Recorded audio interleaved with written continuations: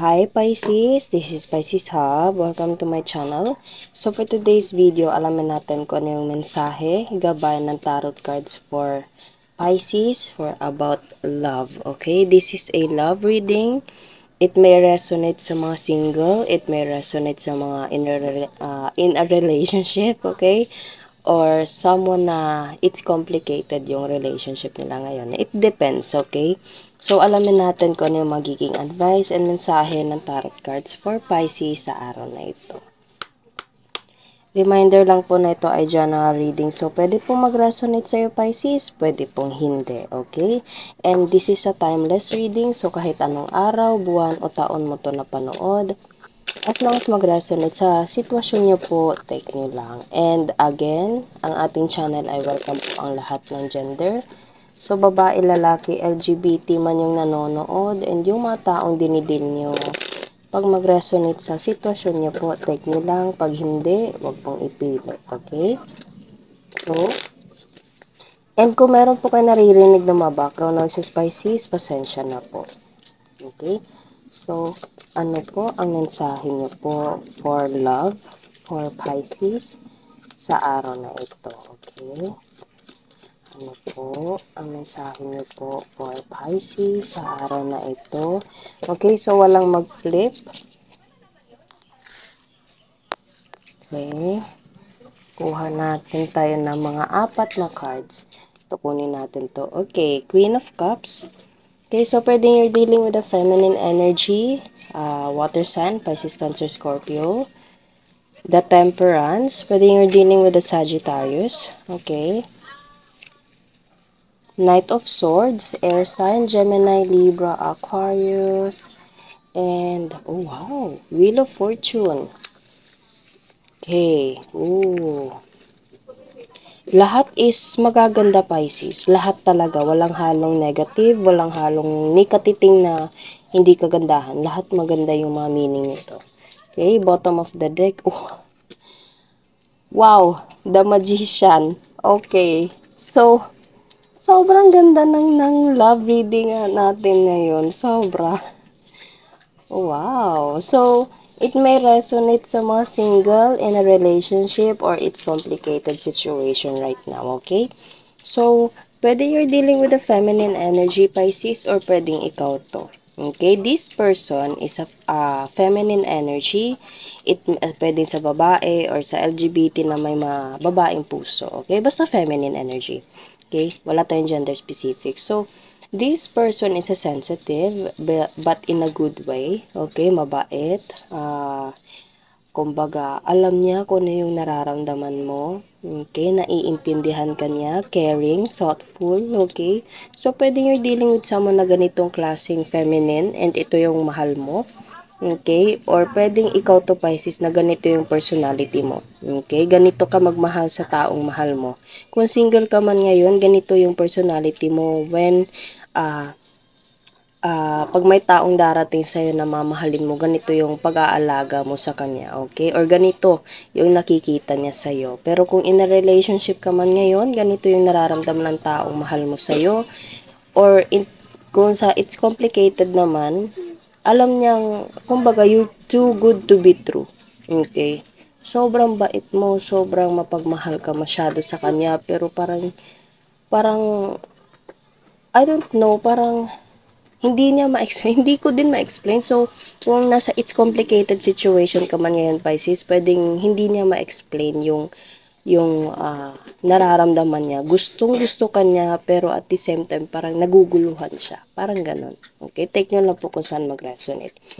Pero, there is something na situation na kailangan mong maghintay, kailangan mong mag-observe, kailangan mong kumbaga, magdahan-dahan lang. Okay? The temperance means, from word temperance, temper. You have to wait. You have to be patient. You have to trust the process. You have to trust the God's timing. Okay? Kasi lahat, everything happens for a reason. Always kung sinasabi yan sa inyo. And, you have to observe. You have to lay back. You have to step back. And panoorin mo kung ano yung mga gagawin niya towards you. Okay? Huwag masyadong bigay ng bigay. Okay? You have to gusto ko parang pakinggan yung mga sinasabi niya, makinig, okay? Mag-observe sa kung ano man yung ginagawa niya. And mag-trust sa proseso, okay? Mag-trust sa pagmamahal ng taong to sa'yo or sa timing, okay? Pwedeng single in a relationship or it's complicated situation. Take nyo lang po Pisces kung saan mag-resonate sa sitwasyon nyo po, okay? Pwedeng iba-iba yung sitwasyon of course sa lahat ng mga nanonood ngayon and take nyo lang kung paano ito mag-resonate sa relationship nyo or sa magiging relationship mo in the nearest future. Knight of Swords, this card is a sudden card. Mangyayari biglaan. Okay? So, there's a situation na biglaan na darating, biglaang mangyayari, biglaang, alam mo yun, yung parang hindi mo, pwedeng in-expect mo siya, pero hindi mo alam kung kailan. Okay? Or pwedeng hindi mo to in-expect, unexpected na situation, pero maganda yung outcome nito. Okay? This is a situation, this is a surprise situation, Pisces, na parang hindi mo alam kung anong mangyayari, pero maganda yung outcome, maganda yung mangyayari. Okay? Kasi ang kasunod nito is Wheel of Fortune and the Magician. And meron pa dito the Temperance. Okay? So, the Temperance represents as you have to lay back, you have to observe, and yung mga mangyayari is ito yung parang hindi mo in-expect. Okay? And it will turns out into a better situation. Okay? Kailangan mo munang again, always yung sinasabi na kailangan mong mag-trust sa timing, mag-trust sa proseso. Okay? Kasi kung para sa'yo, Pisces. Kung hindi yun will ni God na maging para sa'yo, hindi yun ibibigay. Okay? Kumbaga, proprotektahan ka niya sa mga taong pwedeng mapapanakit, kumbaga masasaktan ka ng taong to sa in the long run. Okay? Pero kung para sa'yo, pag binigyan ng Panginoon na para sa'yo talaga, walang makakahadlang. Okay? So, you have to lay back, you have to step back, you have to observe, and don't forget na ipakita mo pa rin yung pagmamahal mo sa Kanya. Don't forget to be a Queen of Cups pa rin. Okay? And there's a situation na darating na biglaan, and this biglaan situation, sudden situation, is maganda yung kahinatnan. Okay? Kasi ang kasunod is the Wheel of Fortune, and the bottom of the reading natin, bottom of the cards, is the Magician. This is a powerful, sobrang ganda, sobrang, alam mo yun, lahat talaga na kagandahan, abundance in life, abundance in love life, happiness in love life, lahat ng magagandang iniisip mo ngayon, Pisces, or yung definition ng maganda para sa'yo, yun na yun. Okay? Ganito kaganda yung The Magician. And the Wheel of Fortune card represents us life-changing situation. Okay? Life, kumbaga, long-time relationship. Okay? Kumbaga, mahabang panahon,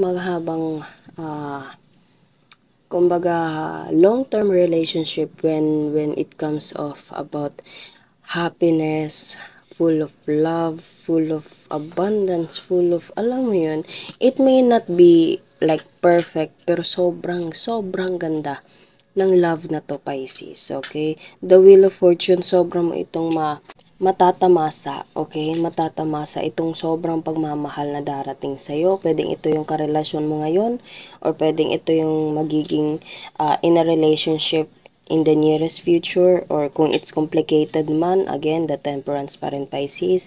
You have to trust the process, pero merong isang relasyon na darating sa'yo na sobra mo itong ikakasaya. Sobra kang magpapasalamat sa Panginoon na binigay itong klaseng relationship na para sa'yo. Okay? So, you have to trust the God's timing. Always yan. You have to trust the timing. You have to trust the process. And don't forget to be the Queen of Cups. Okay? Kasi everything will fall into place. Lahat ng mga magagandang bagay, the Magician represents as powerful manifestations. Okay? So, you are protected by God. You are protected by the universe. You are protected by your angel, Pisces. Kasi the Wheel of Fortune, ikaw to, dito ka galing sa baba na Pwedeng meron kang relationship dati na medyo hindi kagandahan, pwedeng toxic, okay? Darating dito, it will turn 180 degrees and from here, pupunta ka dito sa taas and dito ka. Ito yung magandang relationship na para sa'yo, okay? And you, again, you are guided by God. Merong ditong mga different creatures na merong mga books, notebooks na isinusulat nila yung love life mo, okay? So you don't have to be stressed, you don't have to feel pressure, you don't have to overthink, okay?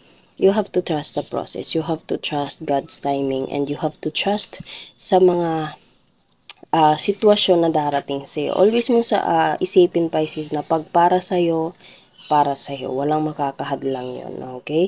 Pero pag hindi binigay sa'yo, hindi nag-work out, it represents na God, the universe, protected you by that person, okay? Pero pag merong tao na ibibigay niya lahat ng mga magagandang bagay, okay? Yung pagmamahal na binibigay mo is bumabalik sa'yo, yun na yun. Okay?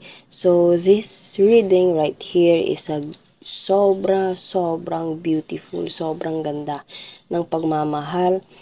Pwedeng sa karelasyon mo ngayon, sa darating na karelasyon in the nearest future, or sa kung it's complicated man, hindi ko masabing ganito yun, pero I hope it will turns out like this. Okay? Pero again, it's complicated, you have to trust the process. You have to lay back, you have to step back, you have to observe. Okay, sa mga Pisces natin dyan na nasa it's complicated relationship, okay? I don't want you to settle for less, Pisces. So you deserve the best. You deserve all the love that you kung ano yung binigay mo, yun yung deserve mo. Okay, you deserve all the best things in life, especially in love life. So mga naghahanap ng love life ngayon, okay?